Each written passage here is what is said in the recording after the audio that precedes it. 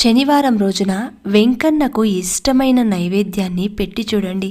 ఎంతో సంతోషించి మీరు ఏదైతే కోరుతున్నారో దానిని ఆ భగవంతుడు తప్పకుండా తిరిగి ఇస్తారు.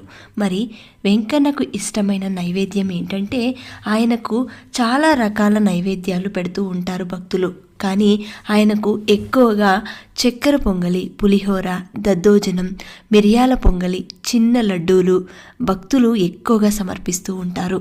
ఇంకా వారి శక్తి కొలది వడ, దోశ, జిలేబీ, పెద్ద లడ్డూలు, మురుకులు, పెద్ద పెద్ద వడలు ఇలాంటివి వారి శక్తి కొలది పెడుతూ ఉంటారు. కానీ భగవంతునికి ఎప్పుడూ కూడా భక్తితో, శ్రద్ధతో, నమ్మకంతో మీరు చేస్తున్న ఏ చిన్న పనైనా సరే ఆ భగవంతుడు స్వీకరిస్తారు. ఆఖరికి ఇన్ని నైవేద్యాలు పెట్టాలా అంటే తప్పనిసరి అయితే కాదు, చిన్న గ్లాస్లో పచ్చి పాలు పెట్టినా సరే స్వీకరిస్తారు.